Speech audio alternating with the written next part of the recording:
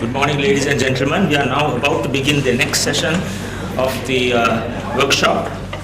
And the next session consists of dance, art, poetry, photography, and drama. And I have the pleasure of inviting Dr. Harshini Rajapakse, Senior Lecturer in Psychiatry at the Faculty of Medicine, University of Runa, and an Honorary Consultant Psychiatrist at the Teaching Hospital, Karapitiya. She is a Visharad in North Indian classical music and dance. And we have visitors from India who will, I'm sure, appreciate this. Her academic and research interests include medical humanities and epidemiology of medically unexplained symptoms. Harshini Rajapakse.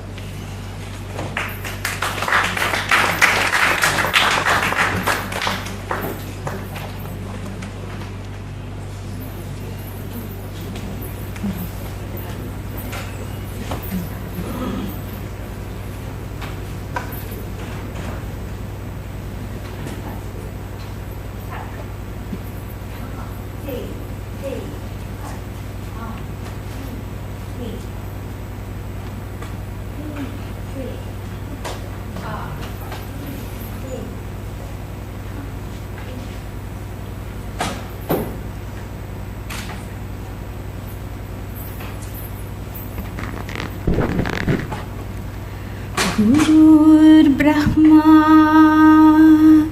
Gurur Vishnu, Gurur Devo Maheshwara, Gurur Sakshat Parabrahma.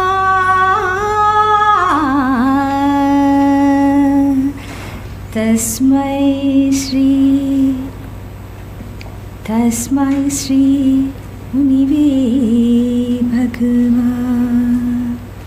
Good morning to all of you all. Namaskar from the colleagues from India.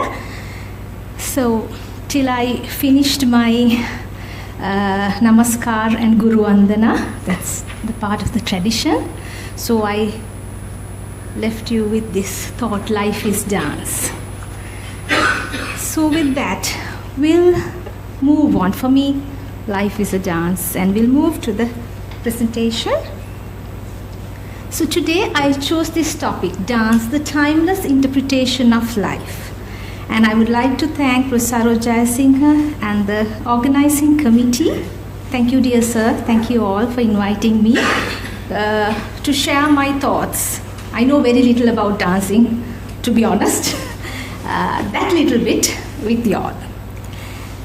So, dancing, nobody knows actually when it originated, but according to the ancient scripts, the first ancient script was found from India, that is Bharata Muni's Natya Shastra. It was the written script.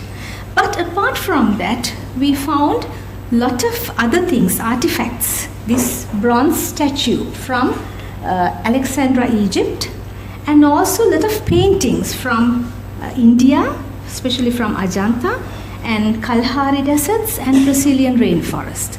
So some philosophers think that actually the dancing was there even before language for various purposes. One is to communicate, for social communication and bonding, to bond with the community, and also to celebrate certain things, weddings, birth, and also the American Indian people, even they use dancing to announce war, to get their people together, to go as one force, one soul, one heart, one force, like that.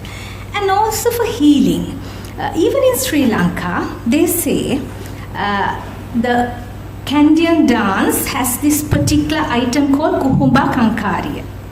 I think the Sri Lankans are familiar with this. This Kuhumba Kankarya, the origin of Kuhumba Kankarya is due to the king. After Vijaya, there came the king sorry, Ken Panduvasudeva.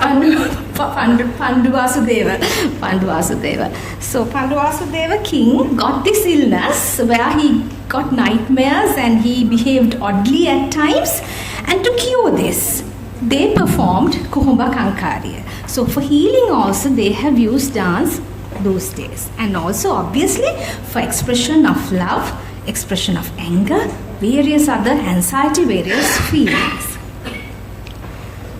Then we wonder what actually dance is. There are so many definitions. Obviously it's a collection of human movements selected particularly, but it should give a soothing or a very aesthetic flavor to the audience or the who is watching that. And also it should show a kind of tradition, because music also, we say music is universal. Dancing also, certain facial expressions and things are universal. But at the same time, there is some kind of uniqueness. We should be able to identify which dance came from which part of the world. What is the flavor? So it's a very wonderful idea.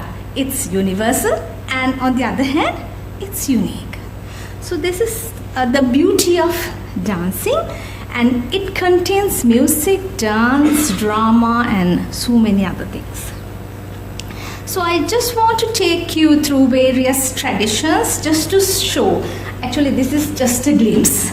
Even though we are a very small country, Sri Lanka, the corner, the Kandyan dancers, the fully qualified Kandyan dancer with the, we call it Ves Anduma, and the female dancer and the student dancer or the half qualified dancer, we call them Nayandi, with the cobra like hood at the top. So they use a different drum.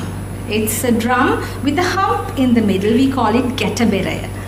I'm not going to describe each and every dance, but just wanted to show, especially for our foreign invitees, that we have different types of dance. These are usually popular in the upcountry, Satara Korala, Sat Korala, and Kendi. And then Sabaragamuwa, that is Ratnapura area, their costumes are different. They wear long sleeves, they use daula as a drum, and their hasta, the Kandyan hasta is different. It's like this, but the Sabaragamuwa hasta is slightly different. And then the low country dance, it's again different. The drum is obviously different, and the dress and how they move their hands and their padams are different. And there are lots of folk dances, especially evolved around the agricultural setup, agricultural community. And the north and the east, they have their traditional classical dance, which came from India, Bharatanatyam, and a lot of other folk dances. The upper one is from Jaffna, and the lower two, Vasanta Kutu, and this dance is from Batikalo. They actually came and performed for Gaul Music Festival, and they did a very beautiful performance there. So their drums, their music is different. And when we look at the world, this is from Portuguese, a folk dance from Portugal, and from Spain, flamenco, and from Russia, the Swan Lake, you may have seen this wonderful dance, ballet, and Latin American dances. So this is Africa. Their drums are different and their rhythms are different, very vigorous dancing. And from Indian American Indians, their dancing is also very colorful with feathered costumes and that. Obviously you can say this is from China, the dragon dance, and the fan dance is from Korea, and sometimes Japanese people also perform fan dance. So then we'll come to our neighboring country, where there are many types of dances, but here I just show you a few. Kathakali from Kerala, Kathak, Manipuri, Kuchipudi, Odissi from Orissa, Bharatanatyam, of course, Kuchipudi. So now you understand why I told you that I know very little about dancing. So this is only few examples, and it's like a sea, and I know only a tiny raindrop bit of knowledge about dancing. So with little I know, I would like to share what I think, and as a clinician and also as a human being, what I gained by learning dancing. So what I've studied from my small age is Kathak. Kathak is the North Indian classical dance. Kathak means Katha. Katha in Sinhala is also stories. Stories. I think in the morning we listen to the importance of storytelling and how it helped us to gain knowledge. So Kathak, I would like to tell the background of Kathak, not to introduce you to Kathak, but because it has some value in medical humanities and also this process of learning, teaching, learning process. And actually it started as any other form of dance. It started as a folk dance, where the villagers, they wanted to discuss about the daily happenings or interesting things among themselves, and sometimes they went to the other village and told this story to the other villagers. And this was interesting, and people came to see them, observe them, and they enjoyed. This was wonderful. And then it was sort of communication, a nice way of communication. And then the temples, the pandits, gurus, they got to know about these people. And they thought, this is a wonderful way to teach Veda or the stories to the people. Otherwise, who is going to listen to Sanskrit scripts, Sanskrit which sometimes they don't understand, which is difficult for them. And they thought this is a wonderful way to give these stories to the normal or the lay people. So they invite these people to the temple, and they taught them and explained them the Ramayana, Mahabharata, and various stories, Radha Krishna. And this is how the Kathak turned into their spiritual part of Kathak, and the dancers were changed into, most of the stories were told in a manner of dancing. And then came the Mughal era in India, and the Mughal palaces, they were fond of dancing, and they invited these dancers to their palaces. And what they appreciate was more than the spiritual aspect, the entertainment aspect. So they want the Shrungar, or the passion and the romance of the dance, and it took another different turn, and it gave another flavor to Kathak. And then when the Britishers came, everything changed, and they called these dancers, they were respected those days, the Nach girls. They were looked down. And dancing was prohibited in some places. So they had to go, and people say, I don't know whether this is true, they were forced into prostitution. I don't know whether this is true. But in their small villages, they taught this art to their own people, the children, the families and relatives. And because of that, they developed few hubs. The main 3 hubs of Kathak is, we call them Gharana, because Gar in Hindi is house. Gharana is, it's built around the house. So these Gharanas, the Benares Gharana, Jaipur Gharana has a very good footwork, aggressive, very nice dancing.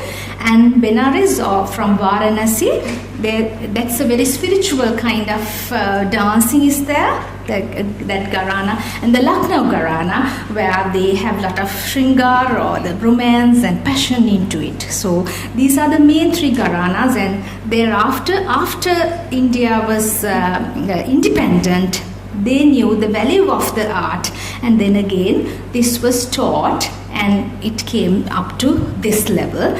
And later on, a lot of fusions and contemporary arts got mixed, and so now Kathak has turned a very, very new era.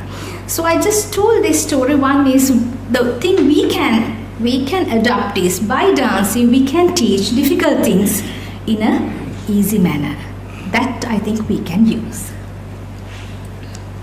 So before this, I would like to show you a little piece. This is a well-known piece. All the student dancers who follow these things usually perform this. This is from Radha Krishna's story, where Radha goes and meets his lover Krishna in the night. She wants to appear her best to meet Krishna, and she has to walk through Vrindavan forest and cross Jamuna river and meet Krishna in that particular place. So I will show you. Mainly, I'm not very well today, so I'm not going to do dance, but mainly the Abhinaya part of it. Can you please help? And the people who are at the back, I don't think you can see. I will try to do my best. If you can, please come forward. Just see this.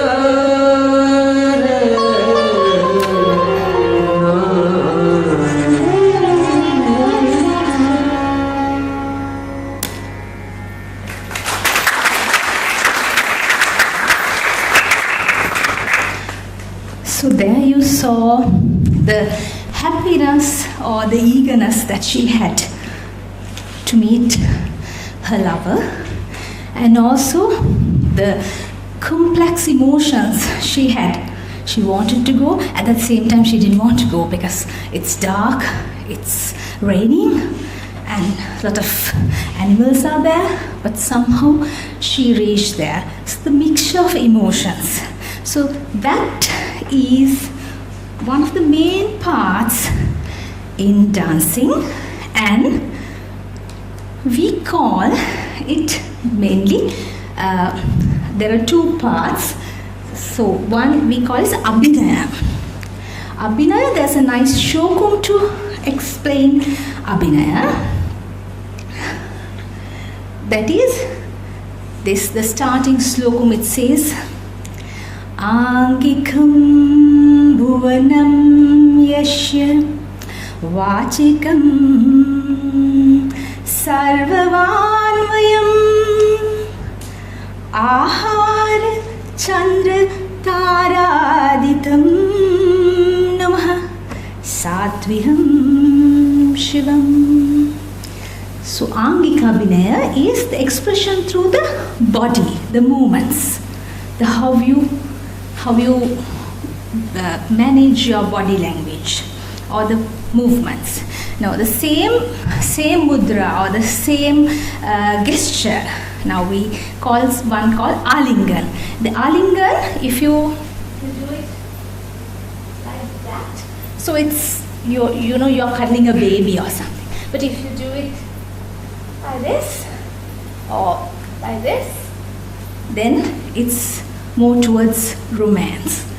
And Vachika is the words you say, and not only the songs you sing, but the padam, like da da din da dit da din da ta ta ka da dit ka ta ga di ga ta te ta ta te a te ta ta te. So there's a rhythm in that.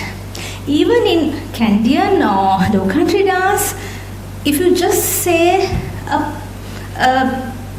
drum beat or something like that, regum gunda gat regat gataku, no sense. But if you say regum gunda gat regat gataku dum regum gunda gat, so that is in Hindi called pant, where you pronounce it in a particular way. So when we talk also, sometimes we need that. I don't know, maybe call it prosody, I'm not very sure. Prosody, yeah. That is important. And again, ahara is the jewelry and the makeup and how you relate to that particular character. And then the last one is Satvika Abhinaya, that is the facial expressions. Only human beings can do it up to that level. So we should use the gift all of us have. And then when you have all these things, we have to get everything together to perform a dance. All the senses together. Otherwise, it will be in pieces and everybody will recognize that it's not there. It's not in a holistic manner. So this shlokum says, Yato hasta, where your hand or the movement goes. Yato hasta tato drishti. Your eye goes, I should go with the hand or movement. And yato drishti, where the eye goes, it should go where tato yato manha is mind, or actually we symbolize, we touch heart. I don't know why. Right? That is tato manha. Yato manha, tato bhava. The feelings or the deep emotions come after that. And where the bhava is, yato bhava. Yato bhava, kato, rasa. The rasa or the something. This repetition. It is just. So I will say again. Yato hasta tato drishti. Yato drishti tato manaha. Yato manaha tato bhava. Tato bhava yato rasa. So we have to have all these things together. As a clinician, at times, I think when I started my career earlier, I was not like this. Sometimes hasta is on the prescription, drishti is on the watch, and manaha is somewhere else, a boyfriend or something. So what kind of message we are giving to the patients? So this is dancing, but there's a lot for us to learn by dancing. We have to use where our movements should follow the eyes should follow the heart or the manaha or mind or whatever, and then only the bhavas, and then only we can communicate the two parties can communicate, and it will be a very, very good interaction. So to make rasa, it needs reciprocity. Now, I mean, if I'm just talking without your support, it's nothing. So it is the reciprocity we need here. Then only we can go a journey together. Otherwise, I'm here, you're there. Like there's a Sinhala song called Thani Taruwe Obat Homa Otana Inna Mamat Mema Metana Inna. So that should not happen. And the dance and the audience, or in Western dances, sometimes we do couple dances, ballroom and things. The couple should be together. Otherwise, we see they're just like a drill. They're moving. Nothing happens. No interaction between them. So because of that, whatever we are doing, not only dancing, I think we can learn from this and put all the senses together and try to communicate better by use dancing. So in medical humanities, what I've learned personally is, because of dancing, it was easier for me, or not easy, it's still difficult, I think. It makes a little comfortable for me to understand a fellow human being, especially their non-verbal communications. And also to help people who are not talking, in the sense not really people who cannot talk from the birth, but intensive cares or certain conditions. There are people where they can look at you, they can communicate through the eyes or the facial expressions, but not verbally, to understand them. And also when you are dancing, I'm doing the Radha's part, so I have to be Radha at that time. I have to see in her point of view.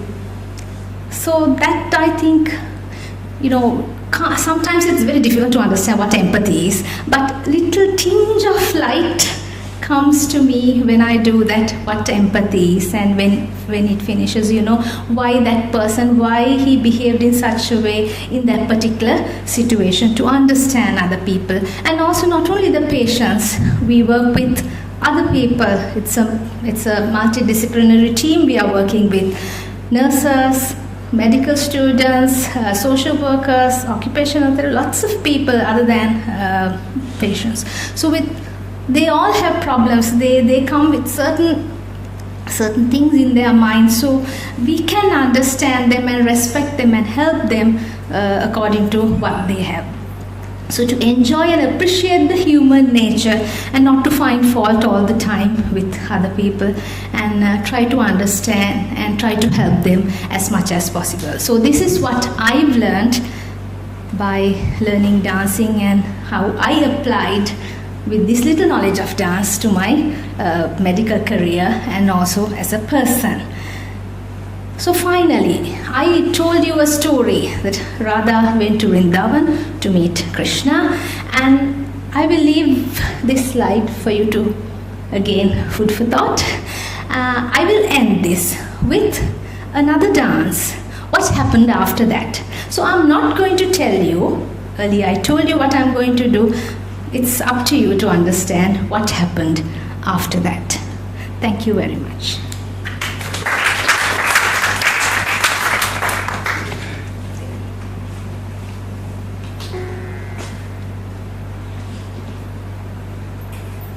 Can you see me if I sit?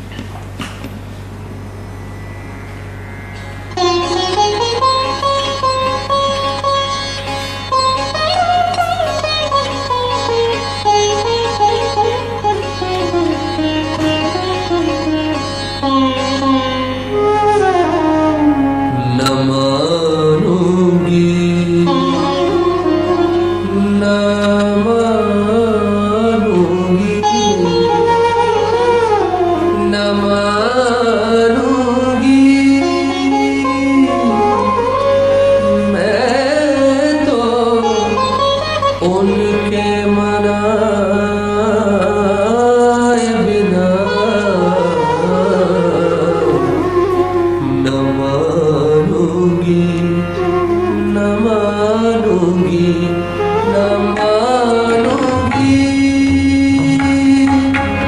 मैं तो उनके मनाए बिना न मानूंगी न मानूंगी न मानूंगी मैं तो उनके मनाए बिना न मानूंगी न मानूंगी न मानूंगी जाओ जी वो तो अपने रस के जाओ जी वो तो अपने रस के रसिया न जाऊंगी न जाऊंगी न जाऊंगी मैं तो उनके बुलाए बिना न मानूंगी न मानूंगी न मानूंगी मैं तो उनके मनाए बिना न मानूंगी न मानूंगी न मानूंगी लाख जतन करे मानत नहीं लाख जतन करे मानत नहीं मनाऊंगी मनाऊंगी मनाऊंगी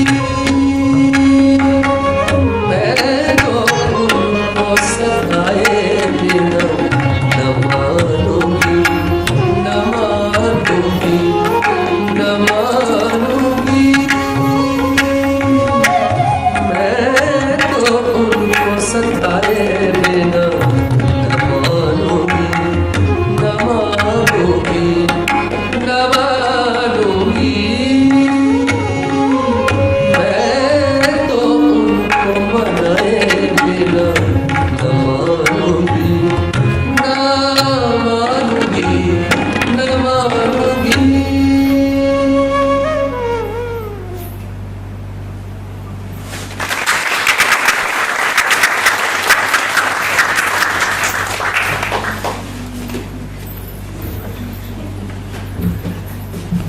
Thank you very much, Harshini. Any questions from Harshini? Yes. Did your aesthetic ability somehow influence when you're choosing your specialization? Yes. So being a dancer would complement a psychiatric than microbiology.